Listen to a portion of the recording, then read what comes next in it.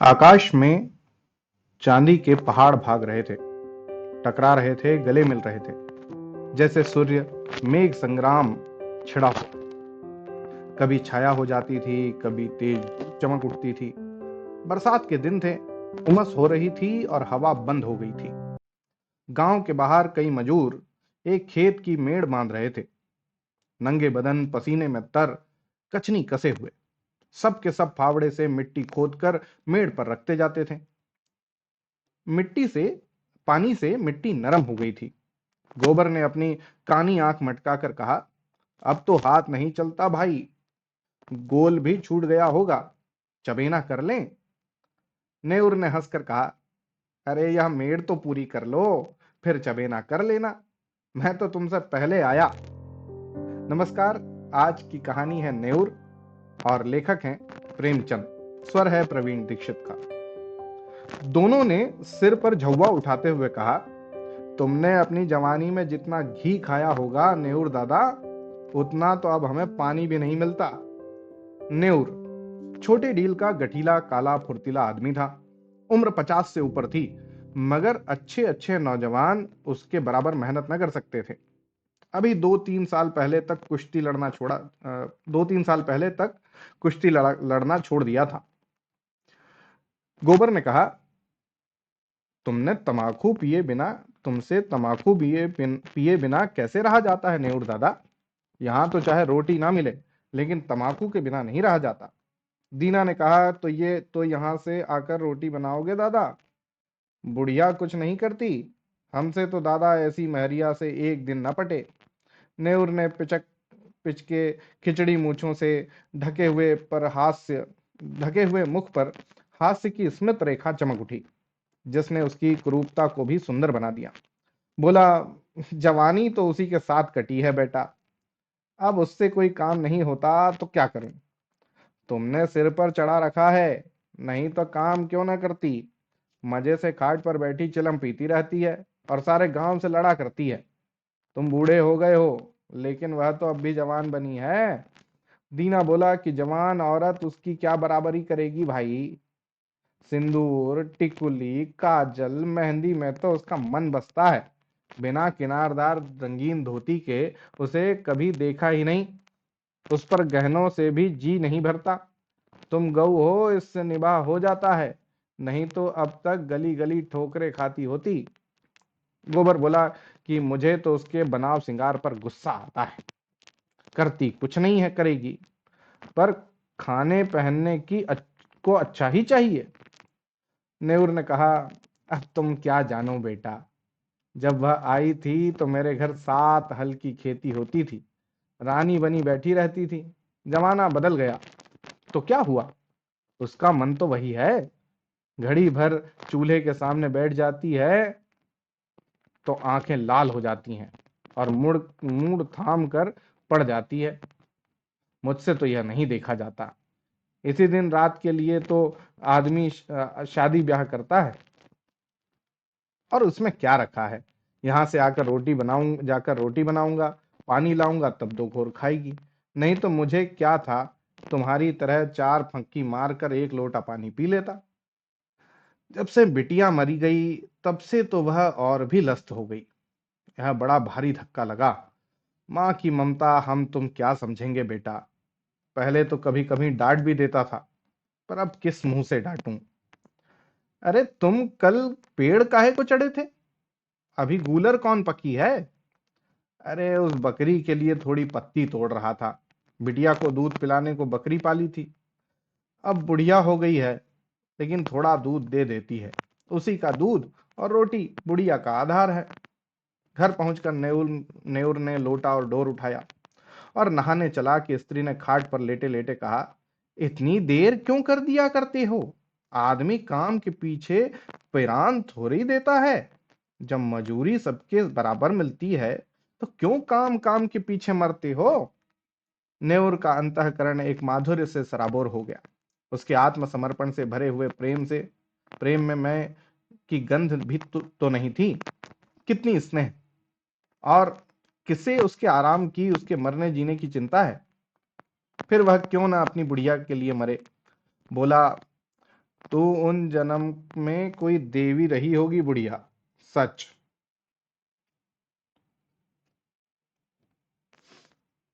अच्छा, रहने दो यह चापलूसी। हमारे आगे अब कौन बैठा हुआ है जिसके लिए इतनी हाय हाय करते हो। नेउर गज भर की छाती किए स्नान करने चला गया। लौटकर उसने मोटी मोटी रोटियां बनाई, आलू चूल्हे में डाल दिए, उनका भुर्ता बनाया और फिर वह और बुढ़िया दोनों साथ साथ खाने लगे। बुढ़िया बोली, मेरी जात से तो तुम्हें कोई सुख ना मिला। पड़े पड़े खाती हूँ और तुम्हें तंग करती रहती हूँ। और इससे तो कहीं अच्छा था कि भगवान मुझे उठा लेते। अरे भगवान आएंगे तो मैं कहूंगा पहले मुझे ले चलो, तब इस सूनी झोपड़ी में कौन रहेगा। तुम न रहोगे तो मेरी क्या दशा होगी, यह सोचकर मेरी आंखों में अंधेरा आ जाता है। मैंने कोई बड़ा पुण्य किया था कि तुम्हें पाया था, और किसी और के साथ मेरा भला क्या निभाह होता। ऐसे मीठे संतोष के लिए नेउर क्या नहीं कर डालना चाहता था। आलसिन, लोभिन, स्वार्थिन बुढ़िया अपनी जीभ पर केवल मिठास रखकर नेउर को नचाती थी, जैसे कोई शिकारी कंटिए में चारा डालकर मछली को खिलाता है। पहले कौन मरे इस विषय पर आज यह पहली ही बातचीत न हुई थी। इसके पहले भी कितनी ही बार यह प्रश्न उठा था और यूं ही छोड़ दिया गया था। लेकिन न जाने क्यों नेउर ने अपनी डिग्री कर ली थी और उसने निश्चय था कि पहले मैं जाऊंगा। उसके पीछे भी बुढ़िया जब तक रह आराम से रहे, किसी के सामने हाथ न फैलाए, इसीलिए वह मरता रहता था जिसमें हाथ में 4 पैसे जमा हो जाएं। कठिन से कठिन काम जिसे कोई ना कर सके नेउर करता। दिन रात फावड़े कुदाल का काम करने के बाद रात को वह ऊख के दिनों में किसी की ऊख पेरता या खेतों की रखवाली करता। लेकिन दिन निकलते जाते थे और जो कुछ कमाता था वह भी निकला जाता था। बुढ़िया के बगैर वह जीवन नहीं उसकी वह कल्पना ही न कर सकता था। लेकिन आज की बात ने नेउर को सशंक कर दिया। जल में एक बूंद रंग की भांति यह शंका उसके मन में समाकर अतिरंजित होने लगी। गांव में नेउर को किसी काम की कमी न थी, पर मजूरी तो वही मिलती थी जो अब तक मिलती आई थी। इस मंदी में वह मजूरी भी नहीं रह गई थी। एकाएक गांव में एक साधु कहीं से घूमते फिरते आ निकले और नेउर ने घर के सामने ही पीपल की छां में उनकी धुनी जल गई। गांव वालों ने अपना धन्य भाग्य समझा। बाबा जी की सेवा सत्कार करने के लिए सभी जमा हो गए। कहीं से लकड़ी आ गई, कहीं से बिछाने का कंबल, कहीं से आटा दाल। नेउर के पास क्या था। बाबा जी के लिए भोजन बनाने की सेवा उसने ली। चरस आ गई, दम लगने लगा। 2-3 दिन में ही बाबा जी की कीर्ति फैलने लगी। वह आत्मदर्शी हैं, भूत भविष्य की बात बता देते हैं। लोभ तो छू नहीं गया, पैसा हाथ से नहीं छूते और भोजन भी क्या करते हैं। 8 पहर में 1-2 बाटियां खा ली, लेकिन मुख दीपक की तरह दमक रहा है। कितनी मीठी बानी है। सरल हृदय नेउर बाबा जी का सबसे बड़ा भक्त था। उस पर कहीं बाबा जी की दया हो गई तो पारस ही हो जाएगा, सारा दुख दलिद्र मिट जाएगा। भक्तजन एक एक करके चले गए थे। खूब कड़ाके की ठंड पड़ रही थी। केवल नेउर बैठा बाबा जी के पांव दबा रहा था। बाबा जी ने कहा, बच्चा, संसार माया है, इसमें क्यों फंसे हो। नेउर ने नतमस्तक होकर कहा, ज्ञानी हूं महाराज, क्या करूं। स्त्री है, उसे किस पर छोड़ूं। तू समझता है कि तू स्त्री का पालन करता है, और कौन है सहारा उसे बाबा जी। ईश्वर कुछ नहीं है क्या, तू ही सब कुछ है। नेउर के मन में जैसे ज्ञान उदय हो गया। तो इतना अभिमानी हो गया है, तेरा इतना दिमाग। मजदूरी करते करते जान जाती है और तू समझता है कि मैं ही बुढ़िया का सब कुछ हूं। प्रभु जो संसार का पालन करते हैं, तू उनके काम में दखल देने का दावा करता है। उससे सरल करते हैं। आस्था की ध्वनि सी उठकर उसे धिक्कारने लगी। बोला, अज्ञानी हूं महाराज। इससे ज्यादा वह और कुछ न कह सका। आंखों से दीन विषाद के आंसू गिरने लगे। बाबा जी ने तेजस्विता से कहा, देखना चाहता है ईश्वर का चमत्कार। वह चाहे तो क्षण भर में तुझे लखपति कर दे, क्षण भर में तेरी सारी चिंताएं हर ले। मैं उसका एक तुच्छ भक्त हूं, काकविष्टा। लेकिन मुझे में इतनी शक्ति है कि तुझे पारस बना दूं। तू साफ दिल का सच्चा ईमानदार आदमी है, मुझे तुझ पर दया आती है। मैंने इस गांव में सबको ध्यान से देखा, किसी में शक्ति नहीं, विश्वास नहीं। तुझ में मैंने भक्त का हृदय पाया। तेरे पास कुछ चांदी है? नेउर को जान पड़ रहा था कि सामने स्वर्ग का द्वार है। 10-5 रुपए होंगे महाराज। कुछ चांदी के टूटे फूटे गहने नहीं है? घरवाली के पास कुछ गहने हैं। कल रात को जितनी चांदी मिल सके यहाँ ला, और ईश्वर की प्रभुता देख। तेरे सामने मैं चांदी की हांडी में रखकर इसी धूनी में रख दूंगा। प्रातः काल आकर हांडी निकाल लेना, मगर इतना याद रखना कि उन अशरफियों को अगर शराब पीने में, जुआ खेलने में या किसी बुरे काम में खर्च किया तो कोड़ी हो जाएगा। आप सो जा। हाँ, इतना और सुन ले, इसकी चर्चा किसी से मत करना, घर वालों से भी नहीं। नेउर घर चला तो ऐसा प्रसन्न था मानो ईश्वर का हाथ उसके सिर पर है। रात भर उसे नींद नहीं आई। सवेरे उसने कई आदमियों से 2-2, 4-4 रुपए उधार लेकर 50 रुपए जोड़े। लोग उसका विश्वास करते थे, कभी किसी का पैसा भी न दबाता था। वादे का पक्का, नीयत का साफ। रुपए मिलने में दिक्कत न हुई। 25 रुपए उसके पास थे। बुढ़िया से गहने कैसे ले? चाल चली, तेरे गहने बहुत मेले हो गए हैं, खटाई से साफ कर ले। रात भर खटाई में रहने से नए हो जाएंगे। बुढ़िया चकमे में आ गई। हांडी में खटाई डालकर गहने भिगो दिए, और जब रात को वह सो गई तो नेउर ने रुपए भी उसी हांडी में डाल दिए और बाबा जी के पास पहुंचा। बाबा जी ने कुछ मंत्र पढ़ा, हांडी को धूनी की राख में रखा और नेउर को आशीर्वाद देकर विदा किया। रात भर करवटें बदलने के बाद नेउर मुंह अंधेरे बाबा के दर्शन करने गया, मगर बाबा का वहां पता न था। अधीर होकर उसने धुनी की जलती हुई राख टटोली। हांडी गायब थी। छाती धक धक करने लगी। बदहवास होकर बाबा को खोजने लगा। हाट की तरफ गया, तालाब की ओर पहुंचा। 10 मिनट, 20 मिनट, आधा घंटा, बाबा का कहीं निशान नहीं। भक्त आने लगे, बाबा कहाँ गए? कंबल भी नहीं, बर्तन भी नहीं। भक्त ने कहा, रमते साधुओं का क्या ठिकाना, आज यहां कल वहां, एक जगह रहे तो साधु कैसे? लोगों से हेलमेल हो जाए, बंधन में पड़ जाए। सिद्ध थे, लोभ तो छू नहीं गया था। नेउर कहाँ है? उस पर बड़ी दया करते थे, उससे कह गए होंगे। नेउर की तलाशी होने लगी, कहीं पता नहीं। इतने में बुढ़िया नेउर को पुकारती हुई घर में से निकली। फिर कोलाहल मच गया। बुढ़िया रोती थी और नेउर को गाली देती थी। नेउर खेतों की मेड़ों से बेतहाशा भागता चला जाता था, मानो इस पापी संसार से निकल जाएगा।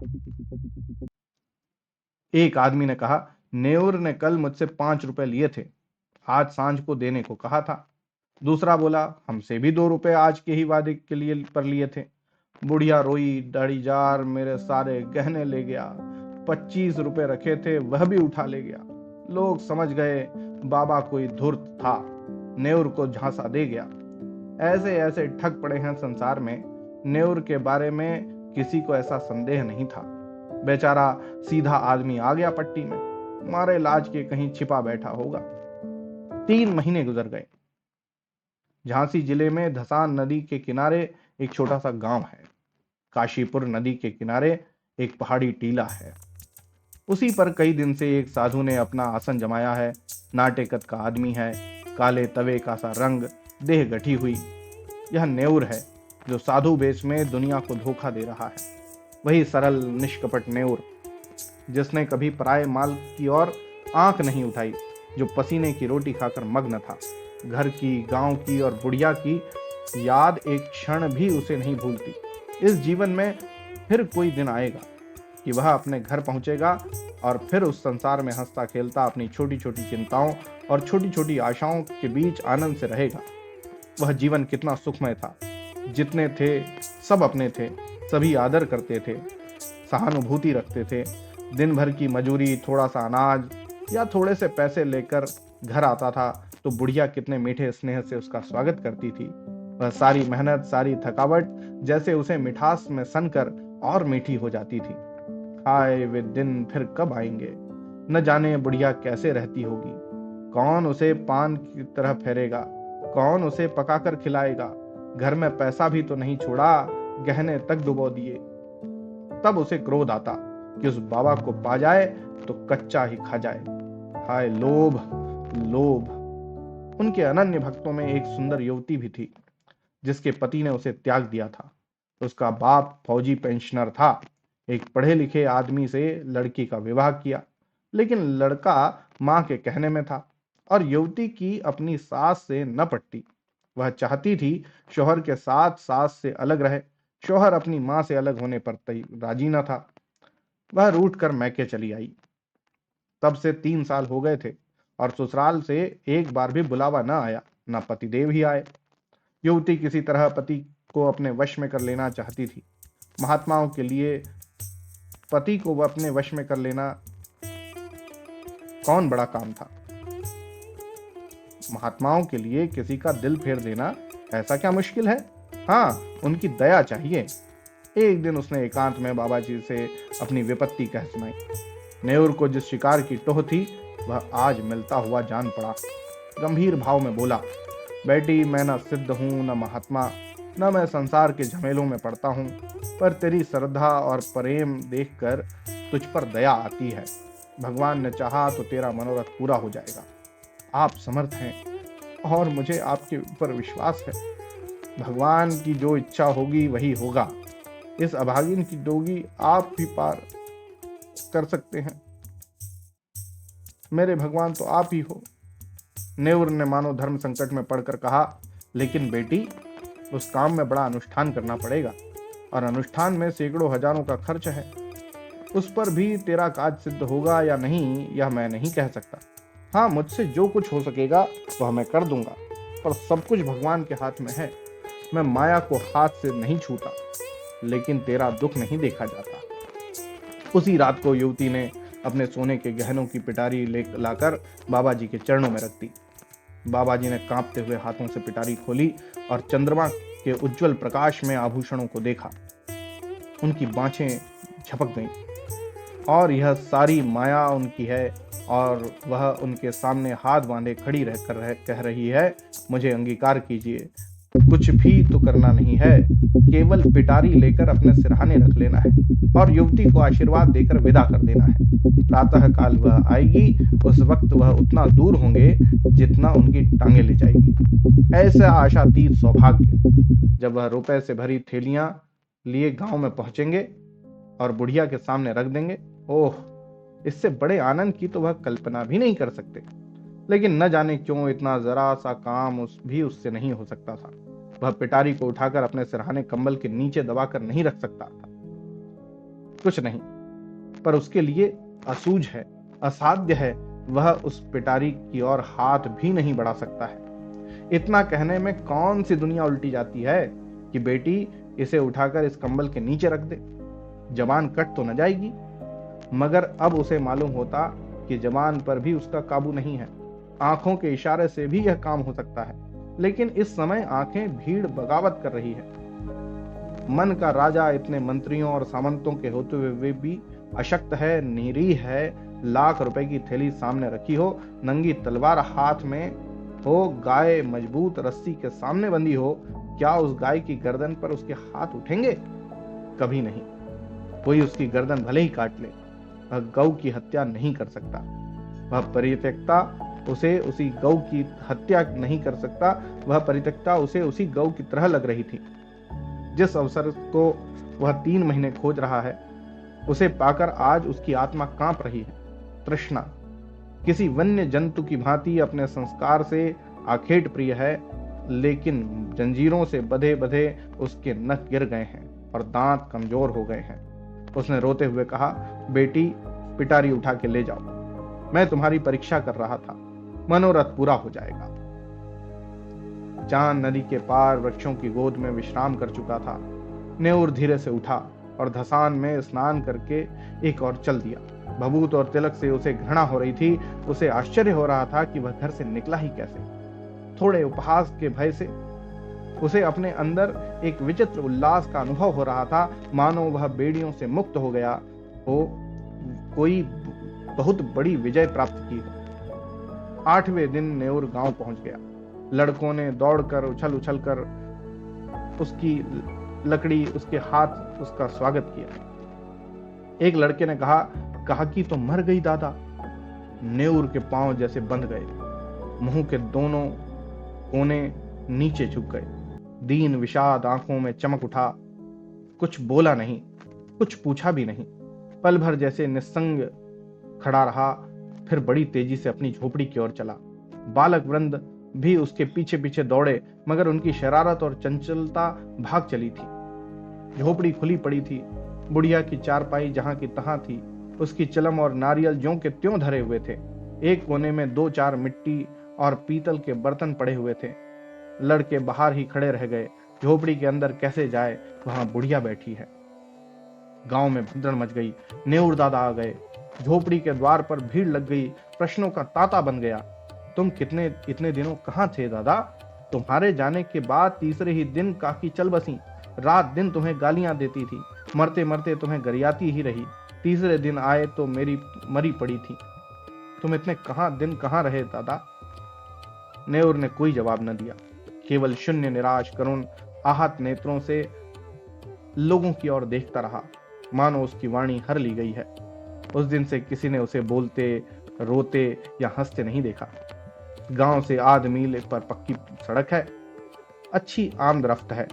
नेउर बड़े सवेरे जाकर सड़क के किनारे एक पेड़ के नीचे बैठ जाता है। किसी से कुछ मांगता नहीं, पर राहगीर कुछ ना कुछ दे ही देते हैं, चबेना, अनाज, पैसे। संध्या समय वह अपनी झोपड़ी में आ जाता है, चिराग जलाता है, भोजन बनाता है, खाता है और उसी खाट पर पड़ा रहता है। उसके जीवन में जो एक संचालक शक्ति थी, वह लुप्त हो गई है। अब वह केवल जीवधारी है। कितनी गहरी मनोव्यथा है। गांव में प्लेग आया, लोग घर छोड़ छाड़ कर भागने लगे। नेउर को अब किसी की परवाह न थी, न किसी को उससे भय था, न प्रेम।